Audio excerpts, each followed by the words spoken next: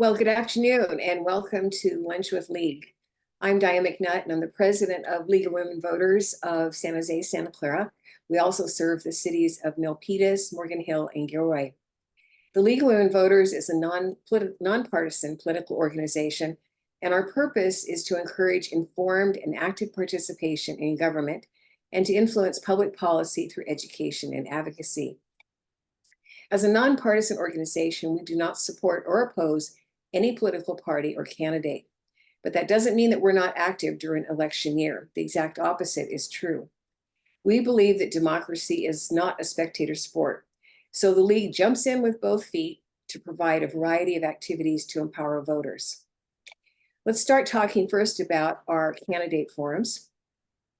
The League is well known for candidate forums. In that situation, we invite all of the candidates for a specific elected position to come together and answer unbiased questions that help voters decide which candidate should earn their vote.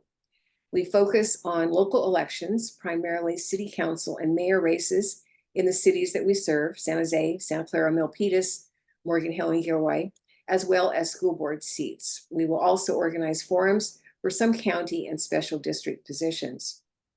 Candidates have an equal opportunity to talk and are not allowed to attack other candidates in their answers. Our moderators keep them on track and pose questions submitted by voters. The schedule of candidate forums that will be offered this fall can be found on our website. Voter registration is also something that is very closely aligned with the League's reputation, and it's still a priority for us. Because such a high percentage of eligible voters are already registered in Santa Clara County, we focus on engaging voters who are already registered but need some extra encouragement to actually cast a ballot. We answer questions about elections, how they work, emphasize how important it is to vote. Every vote counts, and there have been some very close election results in our area lately that proves the point that one vote can make a difference. Another activity that we offer are pros and cons presentations. If you're like me, many voters dread looking at their ballots and seeing that long list of state propositions and local measures that look complicated and hard to understand. The League's pros and cons presentations give voters an unbiased explanation and analysis and helps voters understand what the proposition or measure is actually proposing and what the possible impacts could be. Pros and cons does not tell voters how to vote, but gives them information to help them come to their own decisions. And then finally, our last resource we have to share is Vote 411. This is an online voter education resource, previously known as Voter's Edge. By going to the Vote 411 website and entering your home address, you will see what your personal ballot will contain. Candidates are invited to post their qualifications and their priority issues so that voters can do comparisons, and there are links to many other election resources. So all of these activities require a lot of volunteer support, and we would like you to join us. We invite you to help us with this big job with all of these activities. You can join the League, volunteer, make use of these election resources, and tell others about what the League has available. We are also grateful for any financial support through tax-deductible donations. If you go to our website, lwvsjsc.org, to learn more, to join, to donate online, or to sign up for volunteer service. So, with that background, we move on to today's special event. Each month at Lunch with League, we host a speaker who can share information and ideas that will broaden our understanding of issues in our community and in our nation. This month, we welcome New York Times bestselling author A.J. Jacobs, who's going to discuss his timely new book, The Year of Living Constitutionally. A.J.'s previous books include The Year of Living Biblically and It's All Relative, which you might remember was a Silicon Valley Reads selection a few years ago. A.J. is a contributing author to many publications and a frequent guest on radio and TV. You might have seen him most recently on CBS Sunday Morning or The Daily Show with Jon Stewart. He's an informative and entertaining speaker, as you were about to find out. After AJ's initial presentation, League member Barbara Marshman will pose questions that you sent in advance when you registered, or ones that you pose in chat as he talks. So here we go. Let's give a warm virtual welcome to AJ Jacobs. Thank you, Diane. What a delight to be here. Thank you all for coming. I am going to share my screen so when I talk about my book. By the way, I am currently in Sag Harbor, New York. I wish I could be there in California, but I'm here with my family, including my mother-in-law, who is a proud member of the League of Women Voters in New Jersey. So we have both coasts represented for the League of Women Voters. Today, as Diane said, I'm going to be talking about my book, The Year of Living Constitutionally. And I wrote this book and as part of a quest to figure out how should we interpret our nation's founding document? What did it mean in 1789? How much should we change and evolve the meaning? How much should it stay the same? And what inspired me to do this was in part the Supreme Court, the recent rulings of the Supreme Court on all sorts of topics, including abortion, gun control, religion. And as you probably know, the Supreme Court decisions say that they rely on the original meaning of the Constitution. So I wanted to explore that and see what I could learn. So I'm going to be talking about that today. Let me, though, before that, give you the origin story of how this book came about so that you have a little context. And for that, I am going to share my screen briefly. Let's see. I think this will work. Fingers crossed. Did that work? Are you seeing? Are you seeing what you're supposed to be seeing? Oh, wait. Sorry. Not yet. I'm not yet. Oh, shoot. Wait, I'm having a little issue. What about now? No? Not yet. All right. Sorry. They didn't have these problems back in 1789. What about now? You're getting there. Okay. How about now? Perfect. Oh, thank God. Okay. So the context is that a few years ago, I wrote a book called The Year of Living Biblically. And The Year of Living Constitutionally is sort of a sequel to that, because this Bible book came about because I grew up in a very secular home, very little religion. As I say in that book, I'm Jewish, but I'm Jewish in the same way the Olive Garden is Italian. So not very, no offense to the Olive Garden, but I wanted to learn about my tradition. And I thought one way to learn about the Bible would be to dive in and live it and sort of experience it from the inside out. So I thought, what if I follow all the rules in the Bible as literally as possible and see how that affects my life? So I did. I got a board of spiritual advisors, of scholars, rabbis, ministers, priests, and I bought a stack of Bibles and I wrote down every rule that I could find. And that turned out to be quite a few rules. And I wanted to follow them all. So I wanted to follow the famous rules, the 10 Commandments, and love your neighbor and be fruitful and multiply. By the way, I was fruitful. I did multiply. I had twin sons during that year. So I take my projects very seriously. But I also wanted to follow the less famous rules. The Bible says you cannot shave the corners of your beard. I didn't know where the corners were. So I just let the whole thing grow. And by the end, that is what I looked like. So I had quite some topiary on my chin, and people would cross the street to avoid me. So this, and by the way, there were many other rules, hundreds of rules. You cannot wear clothes made of 2 different kinds of fabrics. You have to stone adulterers. And I used very small stones. So it was, at the end of the year, I shaved my beard and I put away the stones. But it was a fascinating year. It was absurd at times, but it was also deeply serious because these are big themes I wanted to explore. And I learned a lot of lessons about gratitude, about forgiveness, about the importance of ritual. And one of the big lessons was about how literally should we take the Bible?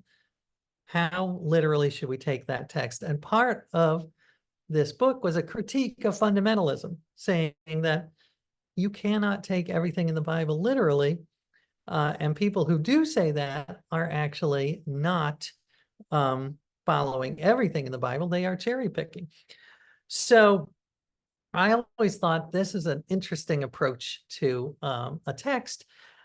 And I always thought I could do a sequel about the Constitution because we do treat the Constitution and the Bible in similar ways. The Constitution is sort of the sacred document of our civic religion. And I always thought it would be interesting, but I never put it on the front burner. Then a couple of years ago, the Supreme Court became majority originalist, which, as you probably know, means that they believe the most important way to interpret the Constitution is to find the original public meaning of the words when it was ratified. So I thought, okay, now is the time to do the year of living constitutionally. So how did I go about it? I got, again, a board of constitutional advisors from all over the spectrum. So I had liberal and centrist and conservative. I read the Constitution, which I had never had read. I read dozens of books about the Constitution. I talked to dozens of professors. And then I tried to live it because that is what I like to do. I like to immerse myself in my topics. So I try to understand the Constitution by getting in the mindset of our founding fathers. So I dressed the part. I got a tricorn hat. I got my my stockings, and I went out there and I tried to express my rights, my constitutional rights, using the mindset and technology of the 1700s. So that meant for the First Amendment, I got off social media. There's the cover of the book. And I wrote pamphlets with a quill pen. I wrote the book largely with a quill pen, which had its pros and cons. My wife hates the scratching noise. She thinks it's nails on the chalkboard. I found it actually soothing. It was messy. I used ink from wasps' nests, as they did back then. So I was literally an ink-stained wretch, and my office looked a bit like a Jackson Pollock painting.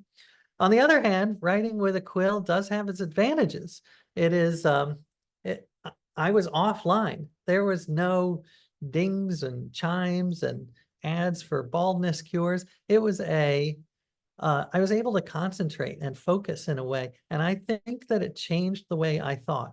And I don't believe we need to go back to quill pens, but I do think that thinking and writing and meeting offline makes us deeper and more subtle thinkers. So I am a big fan of that. I wanted to express my Second Amendment rights, the right to bear arms. But at the time when that was written, arms were muskets. So I thought, all right, that's how I'm going to do it. So I went on ye old internet and bought an actual 18th century musket and carried it around New York City. And it was met with mixed reactions. Some people were okay with it. I will say it came in handy one time. I arrived at a coffee shop at the same time as another customer, and I had my musket, and he said, "You go first. I am not going to argue with someone carrying that."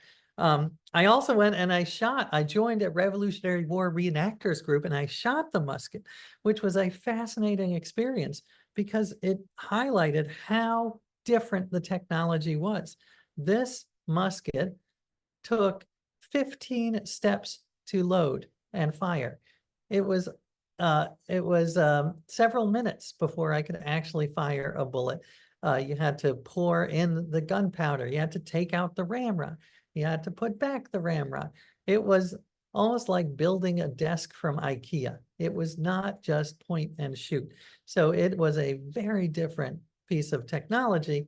And one of the big questions I wrestled with is, this is so different technology, should the rules be different? I did all sorts of other I met with oh wait, I think he is he your congressman? This is Ro Khanna. I met with Ro Khanna. I can talk more about that later, but this was as part of my attempt to express my constitutional right to be a pirate, because in the Constitution, you are allowed to apply to be a privateer, which is a legally sanctioned pirate. And it's how we won the Revolutionary War. We did not have a navy, so private citizens were allowed to attack British boats and keep the booty. So that is an example of how different life was in the constitutional times. Ro Khanna was very nice to meet with me.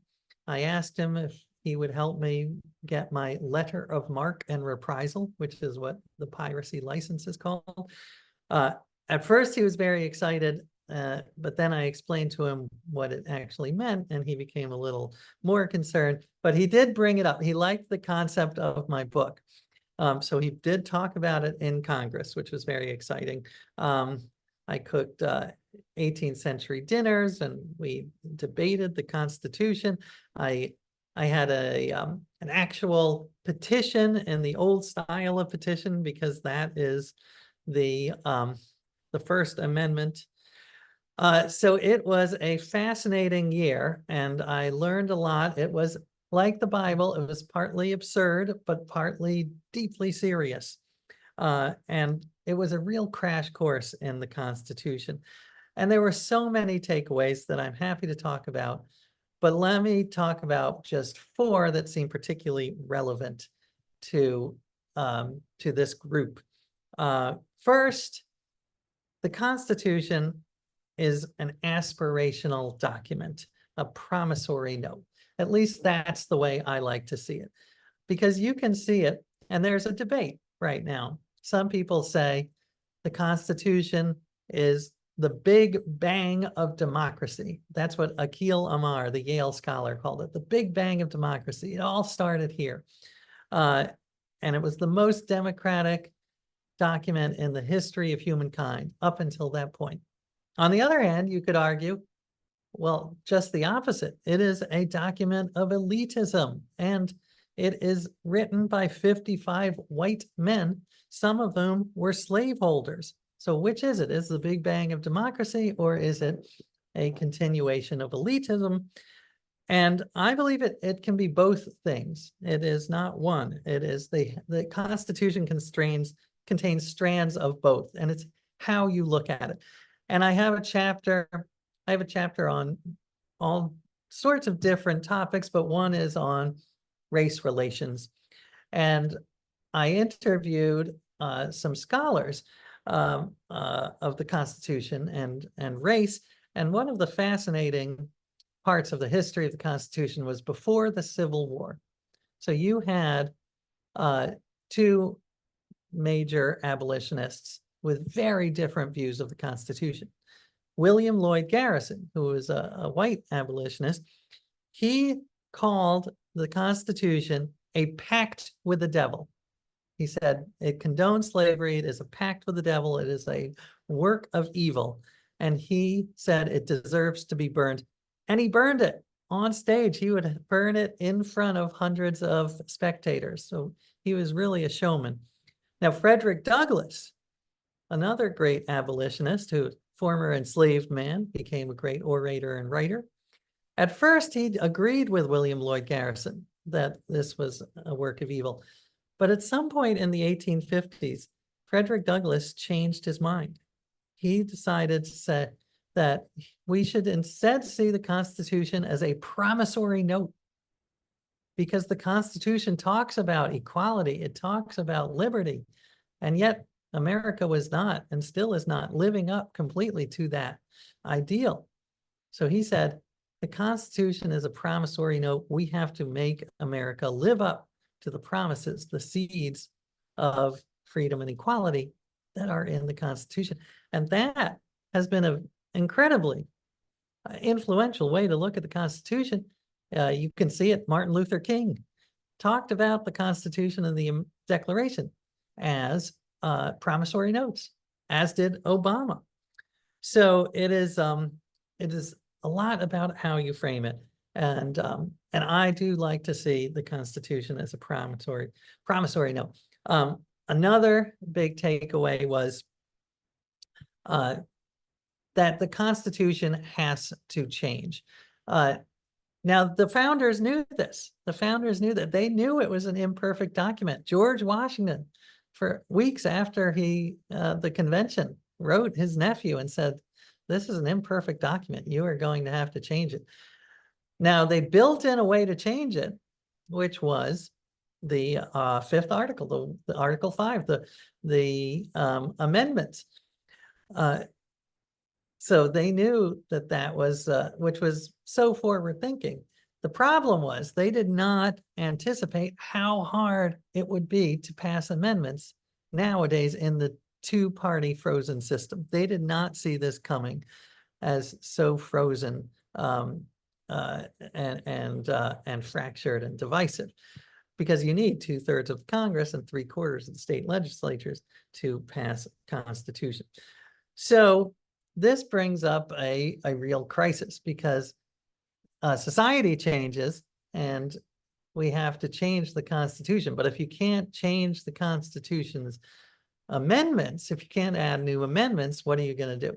And here's where you have two big, and this is an oversimplification, but two ways to approach the Constitution: originalism and living constitutionalism. Living constitutionalism, also sometimes called pragmatism or pluralism. And originalism argues that the most important part of interpreting the Constitution is the original meaning. That is what we have to focus on, because otherwise judges have too much power. Otherwise, it's as if you hire a contractor to work on your bathroom. You sign a contract for a new sink. You come back and there's a new sink, a new jacuzzi, a chandelier. And you say, what happened? And he says, oh, well, it's a living contract. I just decided to change it. On the other hand, there's the other side is living constitutionalism or pragmatism, which says life has changed. Look how much change. Look how different a musket is from an AR-15. We need to be able to evolve the meaning of the words in the Constitution to make them more relevant to society. We cannot just think about the original meaning, because the founding fathers could never have anticipated so much. We have to look at how these Supreme Court decisions affect society. We have to look at the recent decisions. What was the stare decisis, as they call it? Now, I'll give you an example of how these two different approaches yield vastly different views. So the 14th Amendment, this was an amazing amendment after the Civil War. It promises equal protection under the law. It talks about due process. Now, if you are a super, super strict originalist, as is Clarence Thomas, then the 14th Amendment was, you have to look at the original meaning. And the original meaning was that it applied to Black men. It was talking about Black men and their rights because they were being infringed in the South. They were not thinking about women. They were not thinking about gay marriage. They were thinking about Black men. So a super hardcore originalist will say the 14th Amendment, and Scalia said this, does not apply to sex or gender relations. It does not apply to gay people. So something like the gay marriage decision by the Supreme Court, if you are a true strict originalist, then you would want to roll that back, as Clarence Thomas has indicated, because he says the 14th Amendment should not be applying to that. It is not a constitutional issue. It should be left to the states. So this is a very big struggle. How much should the Constitution evolve? The living constitutionalists argue that it is, and this is my metaphor, but I do believe this. In the book, I am nonpartisan. I try to present both sides as strongly as possible.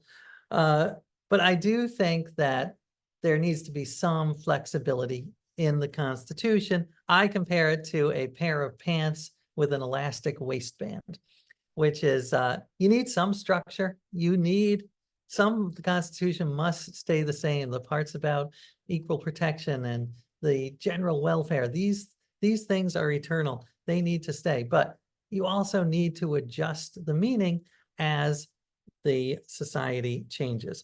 So you need a bit of elasticity in that waistband.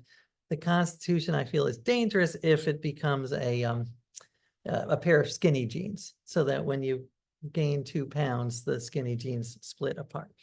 All right, so that was number 2. The third of 4 takeaways that I'll talk about today is that the arc of women's history does bend towards justice. We have a long way to go, as you know, but it was just shocking and appalling to read about women's history in the 1700s. One of the main ways the legal system was called coverture, which some of you may know about, which basically treated women, especially married women, as children. They had little to no rights. And this went on in the 1700s, 1800s, even the 1900s. There's a Supreme Court decision in 1948 that said women in Michigan are not constitutionally protected to be bartenders. Women could be banned from being bartenders in 1948 in Michigan because the state law decided that they were too fragile to be bartenders in this rough and tumble world. Unless their husbands were bartenders, so coverture, it was, and since this brought up a little bit of awkwardness in my house, because I was trying to live in this originalist way. So I said, how should I address coverture?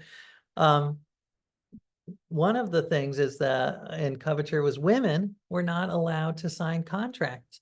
That was a man's job. And my wife owns a company, an event company, and she signs several contracts a day. So I said to her, sort of very gingerly, since I'm doing this project, maybe I should be the one who signs the contracts. Now, at first, she was all excited. She's like, great, I hate signing these contracts. But so she gave them over to me.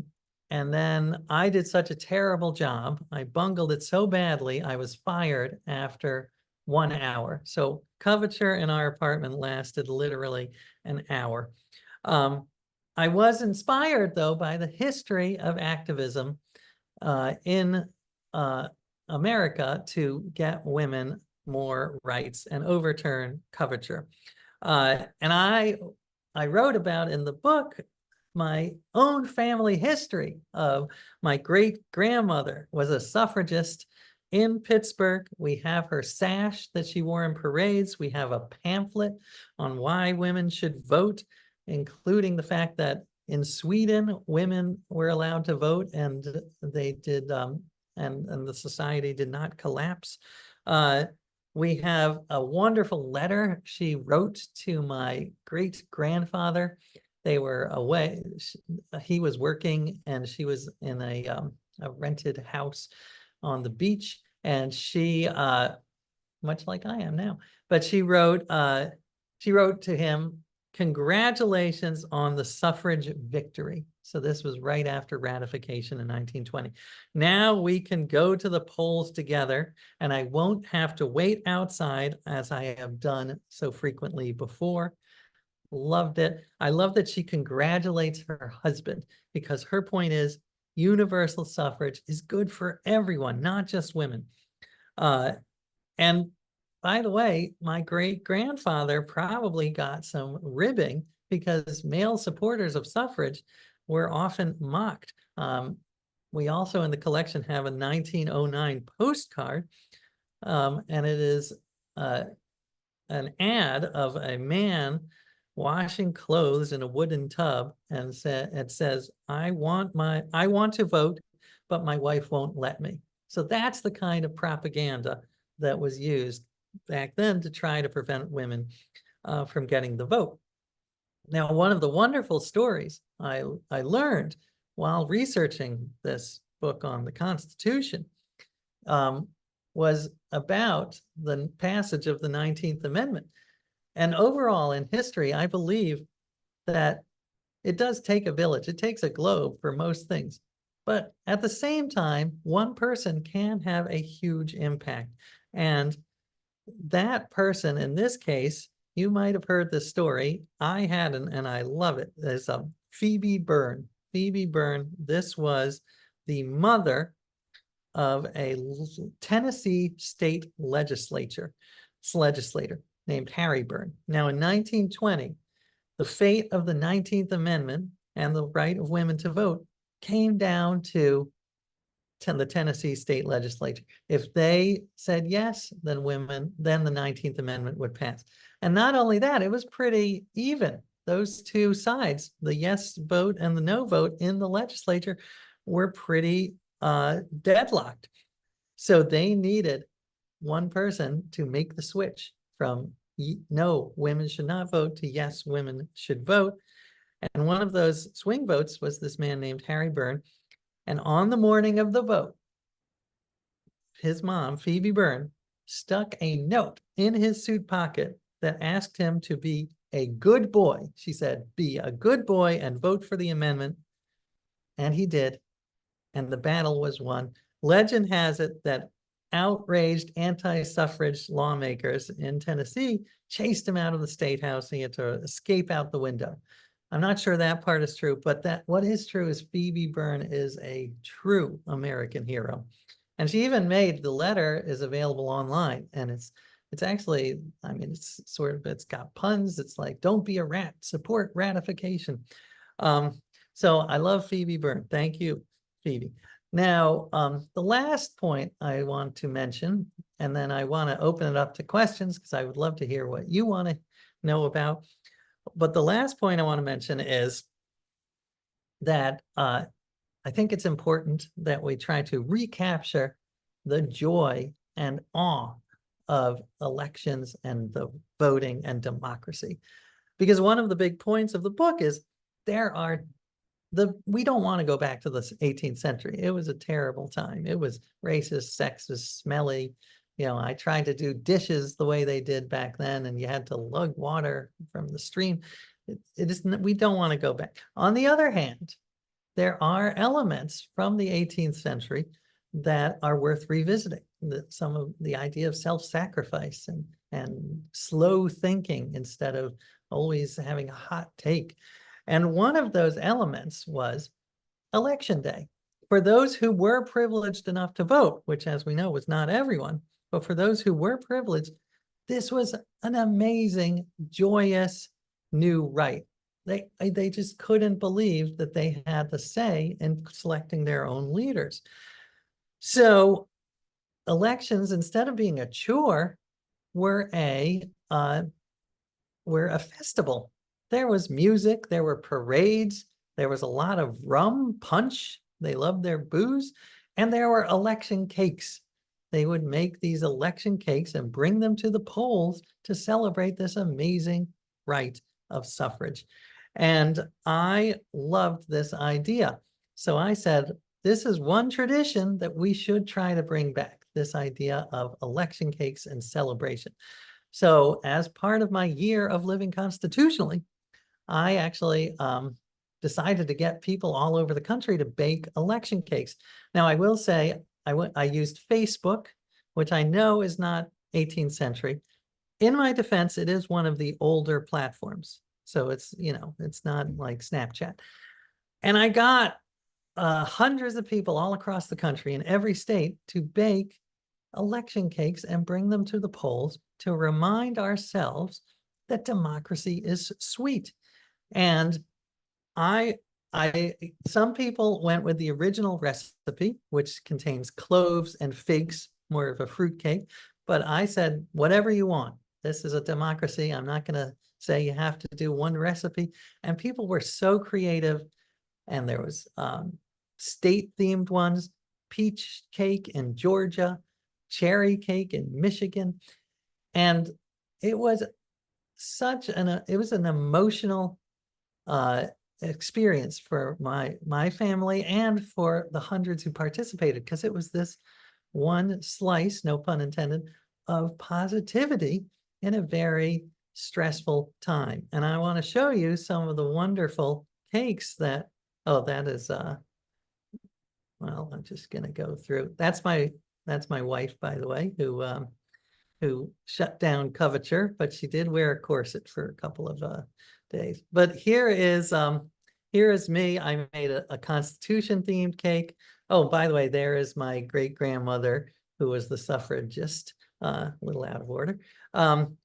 But these cakes, people put so much thought and energy into them, and it engaged people on the street. There's a California. We had several in California. And so I loved it. So I'm doing it again this year. And I encourage anyone who wants to bake an election cake, and we post it on Instagram and Facebook. And it is, I'm not saying cake is going to cure our democracy's ills, far from it. But, and we do need to address the real issues such as gerrymandering and voter suppression. However, there is evidence. There's a Yale study that said when elections are more festive and there's music and cake, people show up more. So this is a way to get voter turnout and actually increase democracy. And we're not the only country. Australia has a what they call the democracy sausage. So they have adopted it, and the whole election day becomes this big fun barbecue. So let's put the joy back in democracy. And I will end with one other story that I bring up in the book, and then I would love to hear your thoughts. And that is, one of the big questions I wrestled with was, what is the future of democracy? Can we save it? And there's a great story from the Constitutional Convention itself, where Ben Franklin was sitting there, and George Washington sat at the front of the convention in this big wooden chair. And on the back of George Washington's chair was a wooden carving of the sun. But it wasn't the whole sun. It was half the sun. You could only see the top half. The other part was cut off by the horizon. So you didn't know, was it rising or was it setting? And Ben Franklin said he thought throughout the whole convention, is the sun rising or is it setting? And finally, when against all odds, they had this Constitution, Ben Franklin said, he decided, you know what? The sun is rising. The sun is rising on America. And I love that story. And I wanted to know, is the sun still rising on America? And my answer is, it is up to us.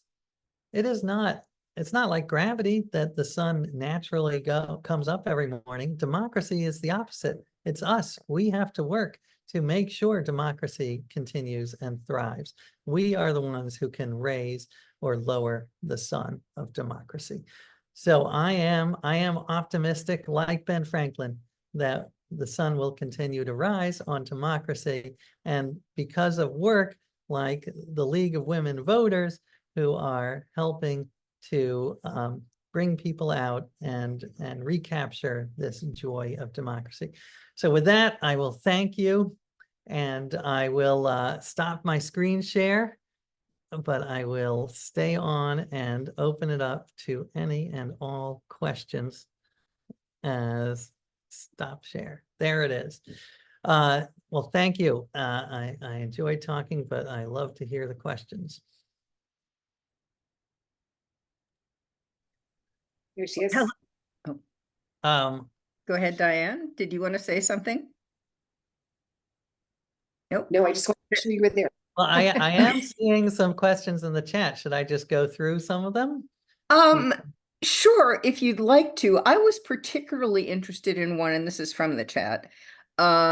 Is there any evidence of probably not consensus, but majority opinions of among jurists, among scholars, professors, whether originalism is still the correct way to address the Constitution? Do you know if there's ever been Well, a of course, yeah. survey?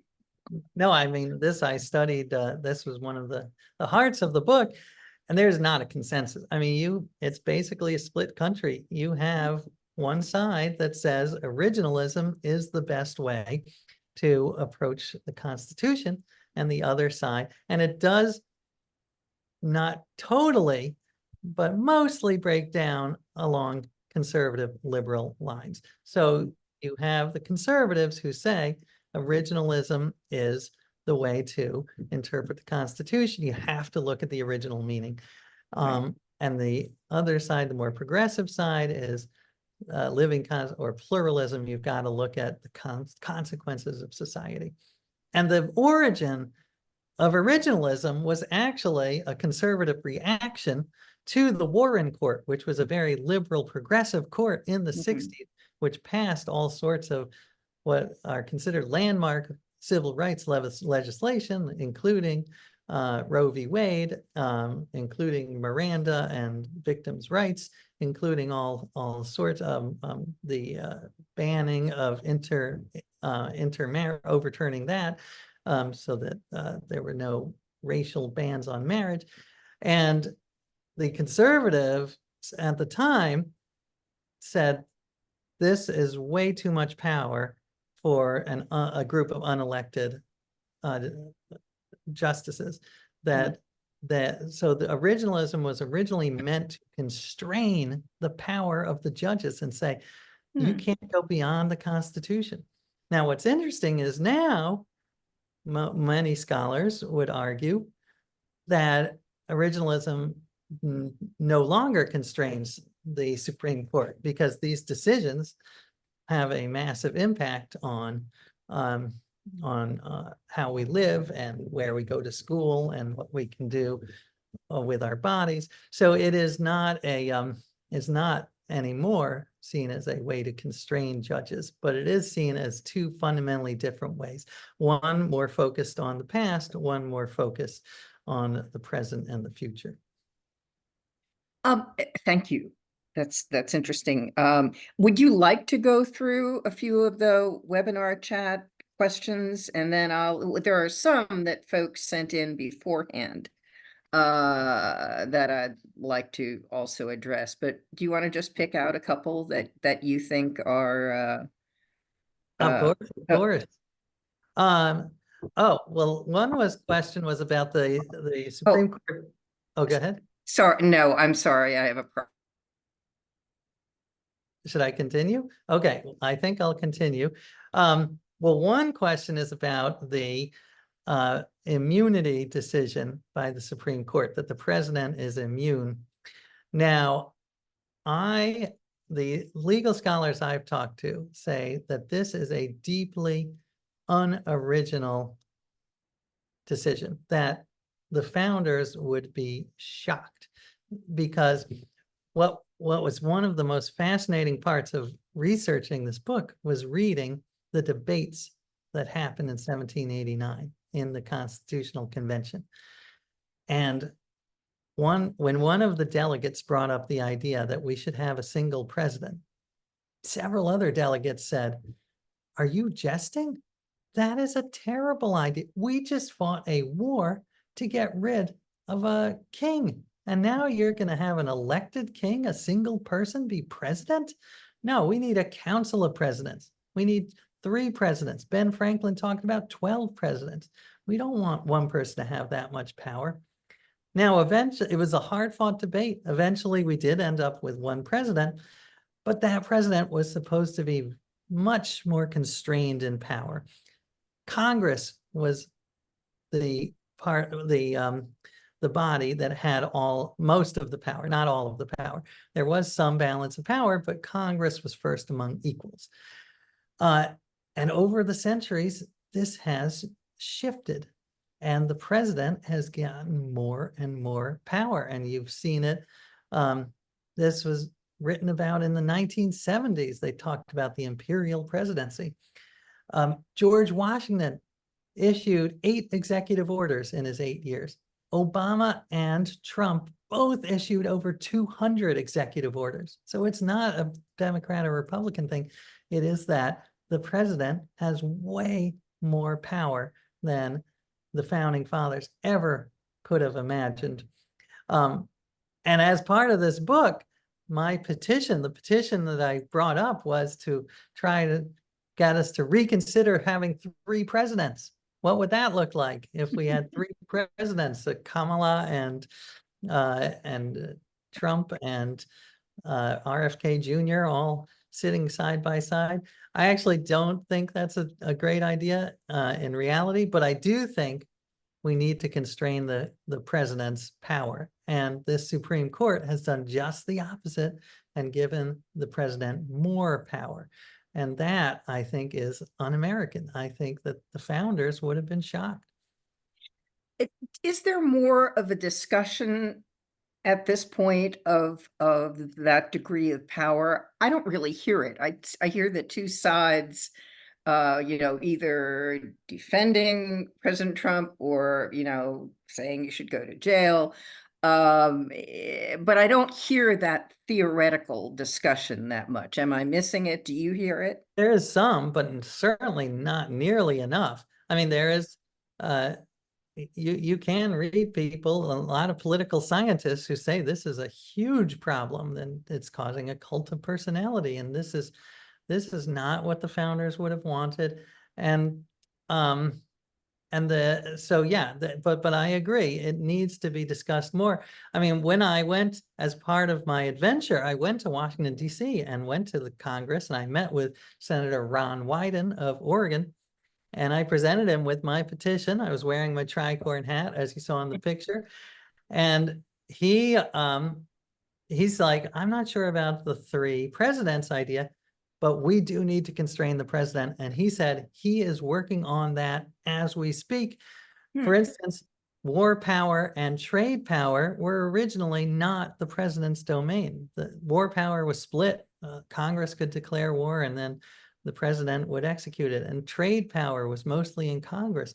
And that has shifted. And Ron Wyden is trying to get back the trade power to the Congress, where he believes it belongs. And so there is some movement, but it is not nearly enough. And I think part of the problem is that Congress was supposed to be able to do things. And you look at that first Congress, they got so much done. That first Congress in 79, unbelievable amounts. Now, part of the reason Congress has trouble getting stuff done now is what's called the supermajority requirement, the whole idea of the cloture, and that you need 60 votes, 60% of the Senate to pass any real legislation. This is not in the Constitution. And there were many founding fathers. You can find letters from James Madison when he found out that this was a proposal after, in the years after the Constitution. Madison saying, this is a terrible idea. You're going to have a tyranny of the minority. The majority will be held hostage by a minority of people who don't want something passed. So we need, I believe, and this again is nonpartisan, because it's not, it's not about Democrat or Republican, it's about the balance of powers. and that Congress needs to be able to actually pass legislation. And that to me is a nonpartisan issue. Yeah, it goes, having written some editorials about this in my previous life, it goes to ballot measures and so on. In California, it's a very big deal because you need a huge number of people to vote for a tax.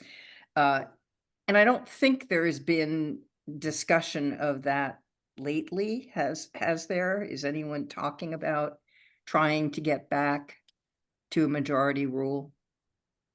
Oh yeah, no, there definitely is. Okay. And, I mean, there's several books about this, the problem of the majority rule and the super majority, as it's called. Right. So, it's a big issue. Okay. I've been probably out of touch for a while. Well, there's so many issues, it's hard to keep track. Yeah, yeah. Do you think there's a way to reach out to college students on this? More so, do you think I mean, it seems like young people would be the future here. Right. And are we doing enough to educate students about the responsibility they're going to have, or they have now, since they can vote, most of them? Well, I'm an old fogey, so of course not. We need to, of course we got to get the kids more involved. I think part of the problem is two things. One is that we don't teach civics anymore. Mhm. But I think also part of the problem is the way we teach civics. And first of all, calling it civics, that's kind of a boring word. I think, call it citizenship, or, I think sometimes my kids say, oh, politics is boring. And I'm like, politics just means people living together, trying to figure out how to get along and how to create the most happiness and respect other people's rights. It's life, it's gossip, it's everything. So Yeah. politics, we have to reframe it as something fascinating and relevant and visceral. And that maybe is a way to get people interested. Also, stories like the one about Phoebe Byrne and how she was actually able to help pass the 18th Amendment, 19th Amendment. Maybe that is inspiring. And making it more festive. I do think, I got a lot of kids involved in the election cake project. So they, kids love cake, as do grown-ups. So maybe that's a way. So there are many avenues, but I think it's absolutely crucial. Yeah.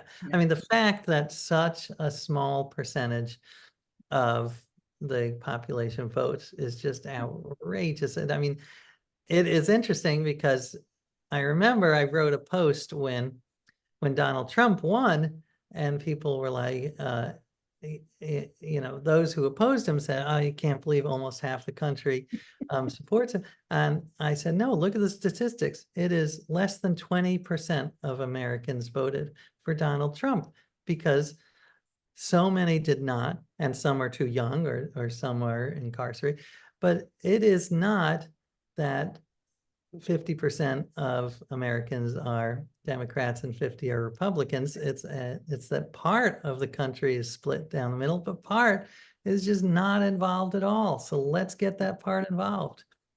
Yeah, the Phoebe Burns thing. When you mentioned taking that to the kids, I'm thinking, it seems to me the lesson of that is listen to your mother. That's so true.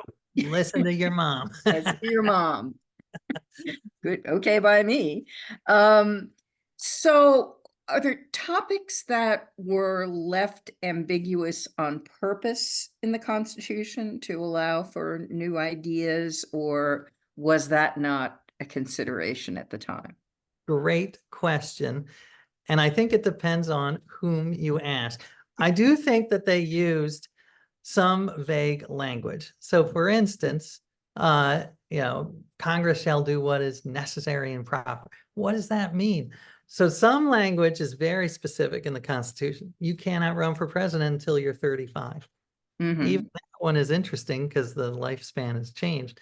But some of it is very vague. What is due process? What is And that can be seen as a good thing, because then we can evolve the meaning so that due process not only applies to men, but to women, to gay people, to other disenfranchised groups. But one of the big debates is about the Eighth Amendment, which is cruel and unusual punishment. So this is a very interesting phrase, because what was cruel and unusual in 1789 is not cruel and unusual now. So in 1789, it was perfectly fine to flog people, to brand them, to put them in the pillory, the pillory like this. And John Jay, the first Supreme Court Chief Justice, put someone in the pillory as punishment. And I, as part of my project, I was like, well, maybe I should explore this. And I actually was able to get a pillory off of Etsy online, and I didn't put my kids in it, but I put myself in it just to see what it was like. And it was not pleasant. It was, and my wife wouldn't let me out until I promised to fold my sweaters, that kind of thing. So, but if Antonin Scalia, who's one of the founders of originalism, said, if you are a true hardcore originalist, then you do have to accept that it would be constitutional if a state said pillory, for, that thieves have to go in the pillory. Yeah. Now, many other originalists say that's not true. They say there are ways to reconcile originalism with a more humane punishment system. But it does go to that fact, like, how much should we be hewing to the past, and how much should we be evolving the meaning of the Constitution? Yeah. There's a question about the Supreme Court permitting presidential immunity. I haven't seen anything from the Constitution that indicates that, but have you looked Well, this at one, that? I think you were distracted, and we just Oh, did. I'm sorry. Yes, but yeah. Okay. So but there were... please don't repeat it, because I'll be watching the video anyway. I'm sure others will too. Let's see, where am I with? Well, there was also the ones that were sent earlier. I can look those up. Yes, I've been kind of this is the dilemma I have, trying to listen to you and also analyze the questions. Well, oh, go ahead. Go ahead. No, if you found something that... Well, there's I have a section on amendments, because one of the questions sent in was, is the Constitution still amendable? What is happening with the ERA? And that is a great question. And I do, as I said earlier in my speech, I think it is, the founders wanted it to be hard to amend the Constitution. It shouldn't be like willy-nilly every other day, a new amendment. But they did not think it would be this hard. They did not believe that we would be this fractured and divisive, that it would be almost impossible.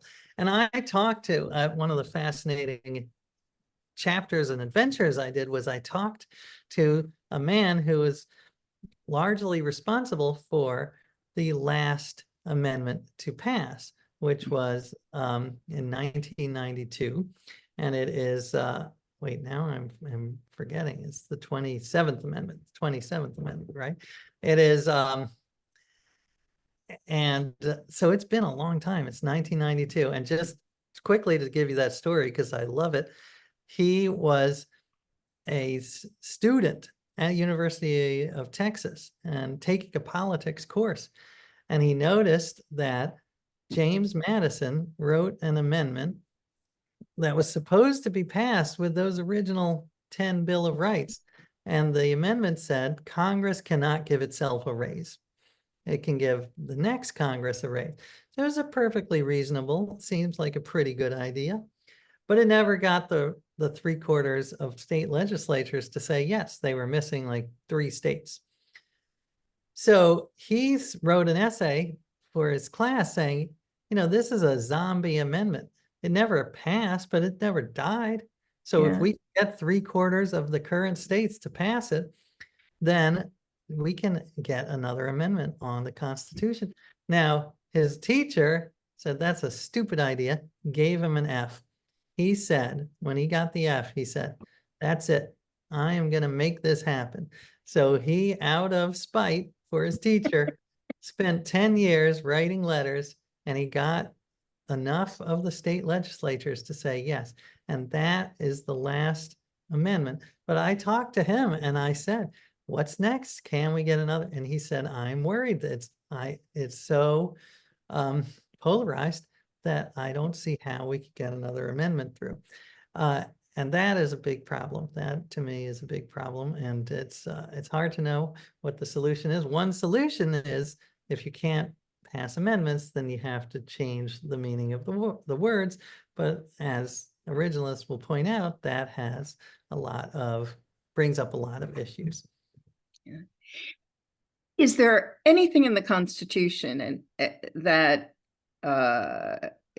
guarantees in the Electoral College that guarantees people or is supposed to guarantee that people will vote the way voters tell them to vote in the Electoral College? Is there any guidance on that in the Constitution? The Electoral College is fascinating because, as I said earlier, the founders were very they were torn, they were conflicted. On the one hand, they did like democracy. On the other hand, they were scared of it. They were scared of the masses. One of the most famous toasts of the day was freedom from mobs as well as kings.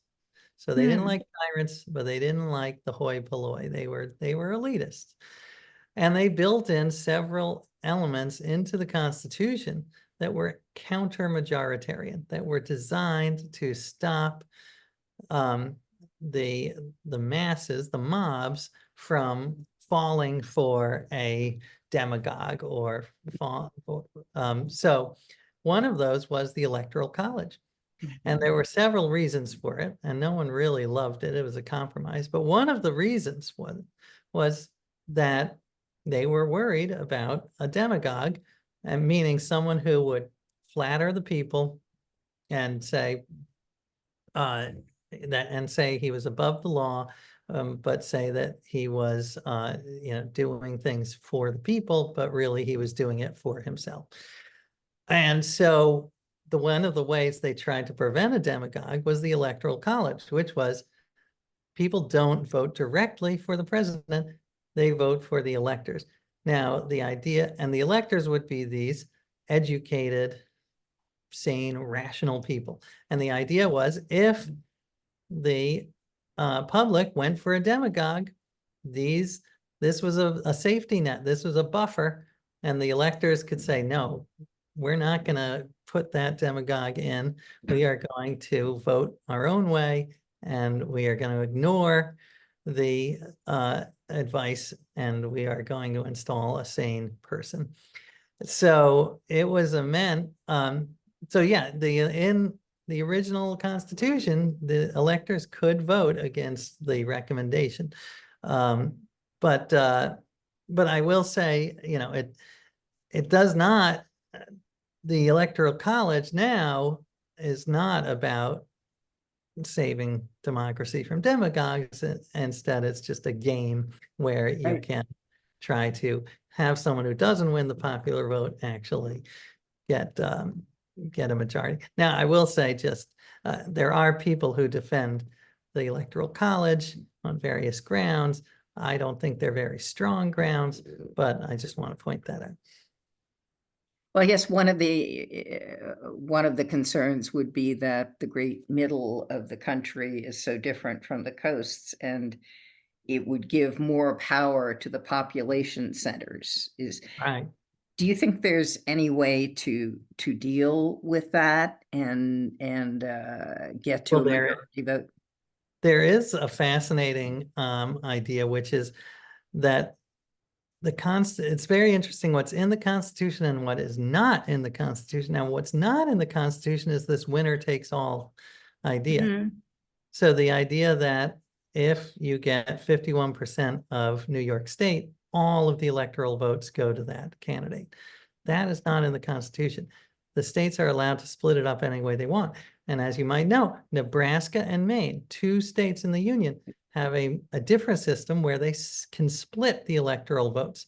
Now, there are some people who say this would be a much fairer way to choose the president, so that it's not an all or nothing. It would be a much better representation of the populace, and we wouldn't have the situation where people would lose the popular vote, but win the presidency. And so that is one way where you can sort of change the system without a constitutional amendment. Now, I did see someone, Anne, said that we should address more of the questions in the chat. I was trying to, but Yeah, but I go wanted, ahead. is there any that I mean, there's a question, maybe this is one, Constitution address abortion at all? I believe it was once illegal. Now, I'm not a legal expert on this, so but this is from my research. You can find scholars on both sides, some who say that at the time abortion was illegal, others who say that at the time it was legal. The majority of historians that I have read do say that there is something called quickening, which is when the fetus first moves, and that the procedure was legal until quickening in many colonies and states. Again, this is very debated, but but they never mention it in the Constitution, and I did not see it mentioned at all in the Constitutional Convention debates. Yeah. To me, this is an example of where the founders' ideas on some topics are incredibly relevant. The division of power, the separation of powers, that things of that nature. But this was a time of 18th century medicine, and bloodletting and leeches. So I think on medical questions that this is not something that we should be looking to the founders for. And I think the founders themselves were very forward looking, and they were, at least some of them, they were not all monolithic, but some of them would say, no, we shouldn't, we should be, they were not originalists themselves, at least some of them. They were very forward looking, and Jefferson famously said he thought there should be a new constitution every 19 years because we shouldn't be bound by former generations. So anyway, that's my research on the abortion question and the Constitution, but it is, of course, incredibly complicated, and I am not the final word. I think this question was in the chat, but did you, in all your research and experience, think of any way to amend the Constitution to allow for more adjustments along the way? I guess maybe changing the way an amendment is done, I think that would be too hard. But is there an amendment that you think might pass in that system that it would make sense to everyone to do? Yes, well, there are several. I mean, I think there are several bipartisan amendments. One of them, I do think that the Supreme Court, 18 years term limit, does have some bipartisan support.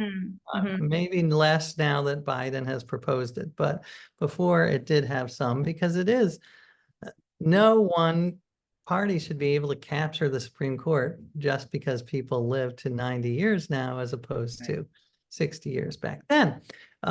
Same with, I believe there could be bipartisan support for Senate term limits or House term limits. And Yeah, so I think there are areas you can get bipartisan support just to make it a more functioning democracy. At least I hope, but who knows? By the way, I did see there was Janice Shriver pointed out the Federalist Papers discuss factions. So this was, I think, in reference to, I was saying the founders would have been shocked by how difficult it is to pass an amendment because they did not see this rigid two-party system. And Janice is absolutely right in saying that some of the founders, especially Madison, saw that there would be factions, which is what his word for party is. But what was interesting is he thought there would be many factions. He thought that it would actually be a feature of democracy, not a bug, that the country is so big that there would be many factions. Maybe you'd have 7, 8 different factions, each representing different interests.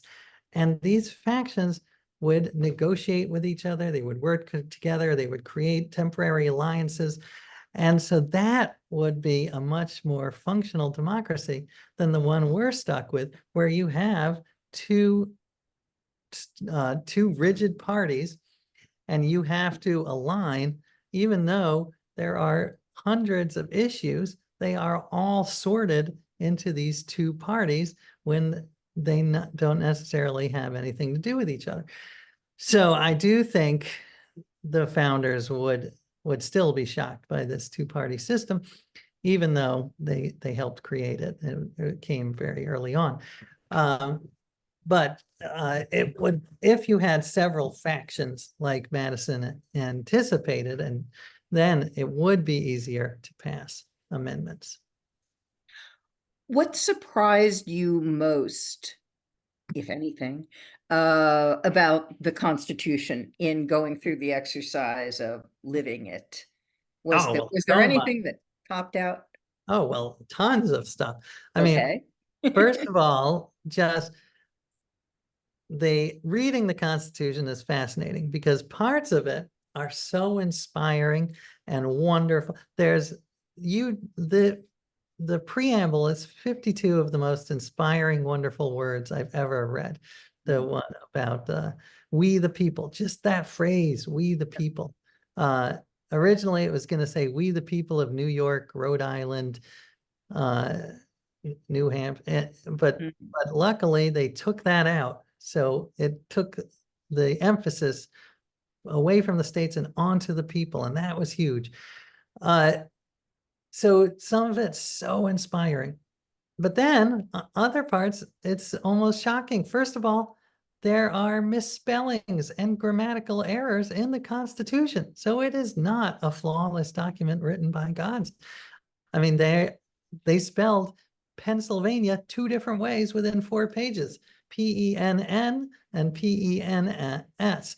So Pennsylvania 2 different ways. I actually ran the Constitution through Grammarly software, and Grammarly was not impressed. It found over 600 problems. Now, some of them are, Doesn't that make it more modern? Yeah. Well, there you go. But it proves that, it has amazing parts and timeless parts, but it's also, it is a flawed document and it was meant to be. So that is just one example of something that surprised me. Another surprise I had was just how difficult life was back then, and that we should be grateful. It made me grateful for so much. This project made me grateful for democracy. It made me grateful for the progress we've made. It made me grateful for elastic socks because I was wearing the clothes, and the stockings at the time, there was no elastic, so they would just fall down to your ankles, and I had to put on little garters like sock belts every day, like tiny little belts. And so the amount of time that I spent just getting dressed was, I'll never get that time back. So I am grateful that we don't live in the 18th century. But at the same time, as I said, there are elements like self-sacrifice, like the joy of elections that are worth reviving. Yeah. What do you think is the biggest threat to our democracy right now? Oh, great question. I would say misinformation is one of the greatest threats, which is, I mean, they certainly didn't have perfect information back then, but I think it is worse now. I think one of the things I liked a lot about the founding generation was that they were very thoughtful, and they were, you know, we talk about hot takes. So like, you know, everyone has to have a reaction immediately. They were very much about cold takes. They wanted to think about it, debate it, have a reasoned reaction. And the quill, as I mentioned early on, that was much more conducive to slow thinking. When you're writing a letter and you have to write it, you have to get out the ink, and you have to, you know, put the wax seal on, that takes time, as opposed to like putting an angry acronym with your thumbs. So that the misinformation to me is a big problem. And I will say, one of the things I loved was that they were much more flexible in their thinking than I think we have become very rigid in our and intractable in our thinking. And I love Ben Franklin said at the Constitutional Convention, he gave a speech, and he said, the older I get, the less certain I am of my own opinions. And I love that. And he also said, he told the story because he's a bit of a jester. So he had a parable where he said, there was this French lady who said to her sister, I don't understand it. Why am I the only person I've ever met who is correct on every single issue? And his point was, we all think we're the French lady. We are all the French lady. We all think we are correct on every issue. Yeah. And that is, so Fran Franklin was aware of biases back then. He was sort of like Daniel Kahneman, even in the 18th century. And we have to start to be aware of our biases and realize that we are not right on every issue. We've got to look at the evidence, ask ourselves what evidence would change our mind. And that to me is one of the great threats, is that we are stuck in these positions and refuse to look at the evidence. Did you find any inroads into that? Can you suggest a remedy to that? I think it's something we all struggle Yeah. with, no matter what side we're on an issue of how do you get through to those other people? Well, I do. I started a Substack recently, if you want. It's called Experimental Living. And I just wrote an essay on ways to, and one of them is, I have several ideas, but one is that when you are having a discussion with someone, the way I used to look at it was almost like a conflict, a war, a debate. So I was, I would beat them, or they would beat them down with facts. But that rarely leads to anything productive. So instead, I try to reframe my discussions with those I disagree with.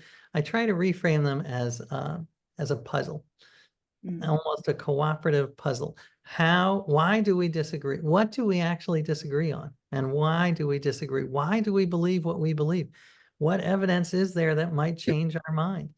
And if you go into it that way, as opposed to a duel, you are much more likely to come to some interesting realizations. You're much more likely to have something productive. And even if you still disagree profoundly, what are some of the ways forward? What can we do, even if we disagree, that would benefit both sides? So that, to me, is a perspective we need to adopt much more than the current perspective, which is it's a zero-sum duel to the death. Well, do you see any leadership on that of national stature? we would elect you to do this, but but are there people out there who are talking about this and try now we're in the middle of political campaigns and it's Right. probably not the time to try, but a year from now, do you think there's any momentum to that? I have had the experience too, because I had a job where I kind of had to talk to everyone and found Ah, that was very enlightening, and even people I totally disagreed with became, colleagues and friends. oh, that's good. But Well, I do think, I'm not national. well, there are groups that and I've been researching and I can't remember the names, but there are groups that are trying to do this. Mhm. And I also think one of the adventures I did in the book was the First Amendment says we have the right to assemble. So to express that, I threw an 18th century dinner party where I assembled about 15 people from all over the political spectrum. And it was wonderful. I mean, the food, my son made the food and it was very clovey. They love their cloves. So the food, maybe not great, but we talked about what we liked about the Constitution, what we would change. And we did not come to agreement on everything, of course, but one thing we did agree on was we need more of this. We need more people face to face talking about these issues, not as like an angry combatants, but as we're all Americans. Let's try to solve this problem of how we can make a better country. Well, we're running close to the end of our time. I think that's a wonderful forward-thinking thought. I have one more question, and then I'm going to ask anyone from the group while we're chatting here. If you have a question that you feel hasn't been answered, or you've had other thoughts, please put it in the chat now, and we will make that the last question. How does that sound? My question is, what's your next act? Oh, What excellent. document out there? It's hard to think of what is more, impactful than the Bible or the Constitution. But That's our big one. have Well, you come across? it is funny because this one, my publisher, and when I came up with the idea, my publisher said, yes, but you got to write it now and you got to write it fast because it's got to be before the election. So I was intense. It was an intense year because I was writing, reading, living, wearing my tricorn hat all at once. And my wife said, you need 6 months of not writing a book. Yes. So but I also, one thing I love, my previous book right before this was about puzzles. My love of all kinds of puzzles, word puzzles, Yeah. crosswords. So I do have a podcast, a daily podcast where I give puzzles to celebrities, so called The Puzzler with AJ Jacobs. So that is sort of like a day job. So I do have something I can do before I take on my next one. I'm sure you will always find something you could do. Are there any other questions? Oh, wait, we have 5 new messages here. Let's see. Thank you to the person who said, so good to see me again. Thinks differently from you.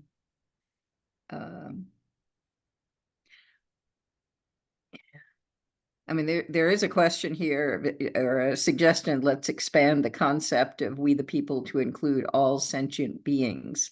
You know what? I'm for it. Who said that? Bob? I'm with you, Bob. I know they didn't really address animal rights in the Constitution, and it actually was not a great. I mean, the Constitution itself was written on animal skin, and it was written with wasp. It was written with a quill, and they were not thinking a lot about animal and other sentient beings, but at the same time, they were progressive thinkers. So if they were around now, it is quite possible they would want to expand. Yeah. Well, there's an amendment to work for. Okay, I think Diane, are we hitting our time soon or Yeah, we are good. And there've been so many questions. You've covered a lot of ground. So I think we should all do a virtual applause here for AJ. This has been a great discussion. I think it's our largest Zoom lunch with Lee that we've had, and I think the real compliment is that most everybody is still here. That Wow. that Thank you for that. and still wanting to talk more. And if we were in person, they would be crowded around you now with, you know how that is after the book events, just I would be with signing with my quill pen because I do bring my quills to sign the book. So I'm sorry I'm not there. let me one question popped up at the very end here, and this would be a good closer, I think. I didn't think of it. Do you think a constitutional convention is a good idea?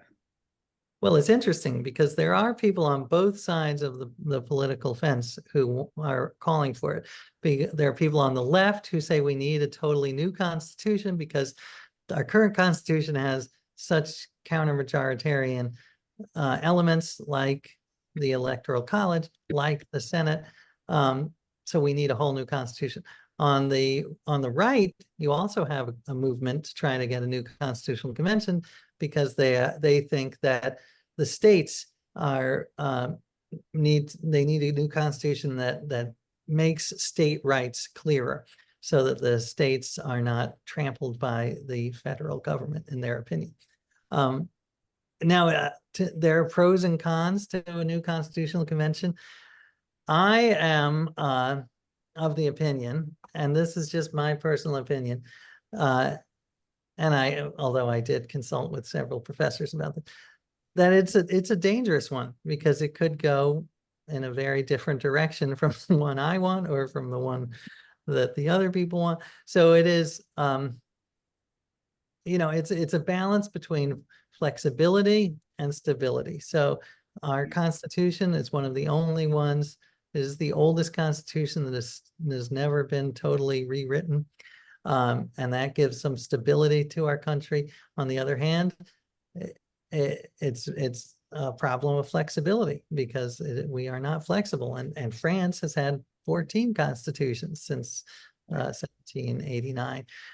So they are more flexible, but maybe less stable. So I would vote against it, but I do love the idea of if not a constitutional convention, but a convention to discuss what is the purpose of our country, what are the big issues, what are we trying, what is our mission here as a country, and that I would be fascinated to see.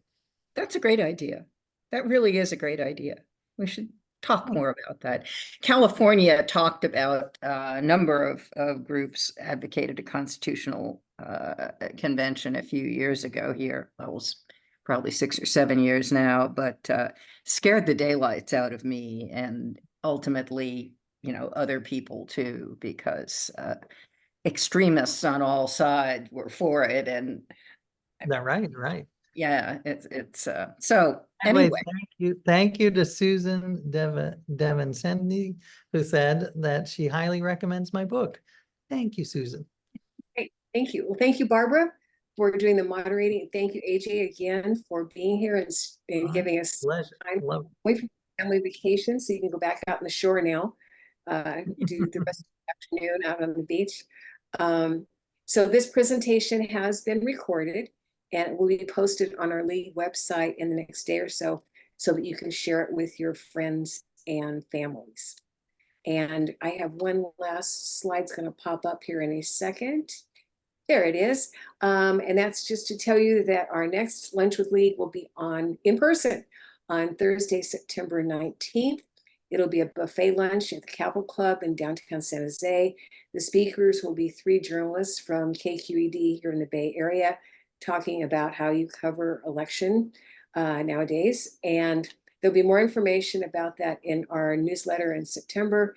And there's information about it on the website right now.